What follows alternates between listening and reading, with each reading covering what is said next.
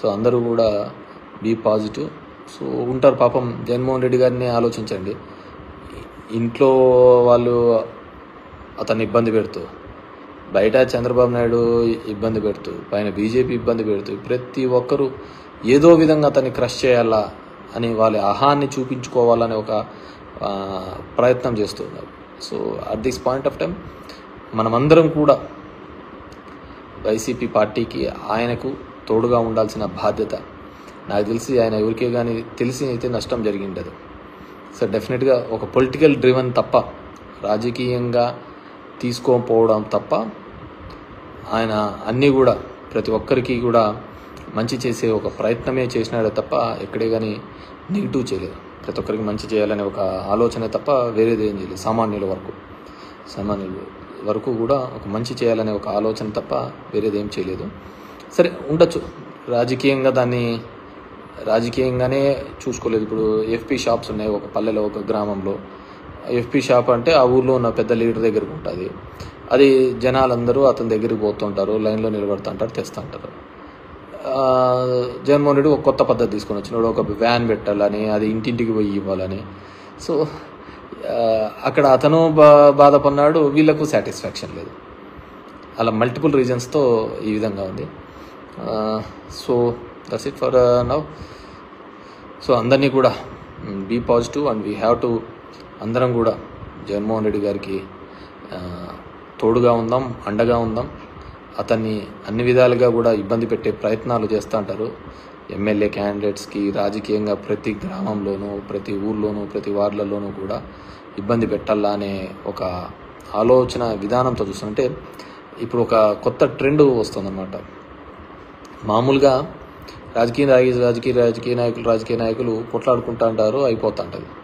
ఇప్పుడు అదంతా అయిపోయిన తర్వాత దానికి సంబంధించిన అధికారులను కూడా, ఐఏఎస్లను, వీళ్ళను అప్పుడైతే ఎవరైతే ఉన్నారో వాళ్ళను కూడా కంప్లైంట్లు పెట్టాలా, కేసులు పెట్టాలనే ఒక ఆలోచన చేస్తున్నారు. So we have to wait and see. నాకు అనిపిస్తూ ఉంటుంది అదంతా దేశంలోని దరిద్రాలకు అన్నిటికీ కూడా రాజకీయ నాయకులైన కారణము. దెర్ ఆర్ మెనీ సిస్టమ్స్ ఉన్నాయి కదా, వ్యవస్థలు చాలా ఉన్నాయి కదా, కానీ ఎందుకు ఒక రాజకీయ నాయకుడు మాత్రమే దీనికి వస్తాడు అంటే 5 ఏళ్ళకి ఒకసారి ఓట్లకు వస్తున్నాడని ఆ విధంగా ఉంటుంది. ఇప్పుడు if you look in to the 4 pillars అనుకుంటే జ్యుడిషియరీ కావచ్చు, మీడియా కావచ్చు, ఎగ్జిక్యూటివ్ కావచ్చు, కాన్స్టిట్యూషనల్ పొలిటికల్ కావచ్చు, ఏదైనా కావచ్చు. దీనిలో కేవలం ఒకటిదే తప్పు ఉందంటారా? I don't think so. కింద నుంచి పబ్లిక్ దగ్గర నుంచి పై వరకు ప్రతి ఒక్కరిది ఏదో ఒక సందర్భంలో వాళ్ళ ఆశ, వాళ్ళ కోరికల మీద, అది కులం మీదనో, మతం మీదనో, అవకాశవాదం మీదనో, ప్రతి ఒక్కదాని మీద ఏదో విధంగా రన్ అవుతానే ఉందన్నమాట. సో ఇవన్నిటినీ కూడా అండ్ ఫ్యాక్షనిజం పెరుగుతుందని ఎవరో పెట్టారు, పురుషోత్తం అంట. ఎస్, డెఫినెట్గా ఇవన్నీ కూడా ఫ్యాక్షనిజానికి తోడుగు అయ్యేటివే. ఒకరికొకరి మీద ఒకటి కలిసి వచ్చి ఫ్యాక్షనిజానికి ఇంకో విధంగా ఒక అన్రెస్ట్ వచ్చిందనుకో. అన్రెస్ట్ వచ్చినప్పుడు డెఫినెట్గా అందరూ రివోల్ట్ అవుతారు, అందరూ రోడ్ల మీదకి వస్తారు. రోడ్ల మీదకి వచ్చినప్పుడు, ఆ రివోల్ట్ వచ్చినప్పుడు డెఫినెట్గా నో వన్ కెన్ స్టాప్ అనమాట. ఎందుకంటే మనం చూసాం ఈ దేశంలో ఉల్లిగడ్డల రేట్లు పెరిగినప్పుడు కూడా ప్రభుత్వాలు పడిపోయిన దేశం ఉంది అనమాట. కాబట్టి ప్రతి ఒక్కటి కూడా అదే విధంగానే ఉంటుంది. దీంట్లో మంచికి చెడుకు లేదు, కేవలం స్వార్థానికి, ఆశకు, కోరికలకు తప్ప దీంట్లో వేరే ప్లేస్ లేదనమాట ఎక్కడ కానీ. సో దాన్ని బట్టి మనం కూడా పోతూ ఉంటే బాగుంటుంది.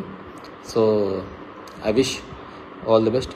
సో చాలా రోజులైన తర్వాత కానీ ఒక ఇది అండ్ అందరికీ నేను కోరుకునేది ఒకటే, don't expect much from Chandrababu Naidu. ఏదో ఆయన చెప్పిన పథకాలని రాత్రికి చేసేసి అద్భుతాలు చేస్తాడు అని చెప్పేసి మనంగా అనుకోవాల్సిన అవసరం లేదు. ఎందుకు చెప్తున్నానంటే డెఫినెట్గా గతంలో అతను ఎప్పుడు చేసిన దాఖలాలు లేవు. అండ్ జగన్మోహన్ రెడ్డికి జరిగిన తర్వాత 11 సీట్లు ఇచ్చిన తర్వాత, ఇన్ని పథకాలు ఇంత మంచి అవినీతి లేకుండా జరిగిన తర్వాత 151 నుంచి 11 సీట్లు తీసుకొని వచ్చిన తర్వాత ఇంకే రాజకీయ నాయకుడికైనా సరే కొద్దిగానే ఆలోచన ఉంటే అతను ఖచ్చితంగా ఇలాంటి పథకాలు ఏవే కానీ చెయ్యడు. Please subscribe .news.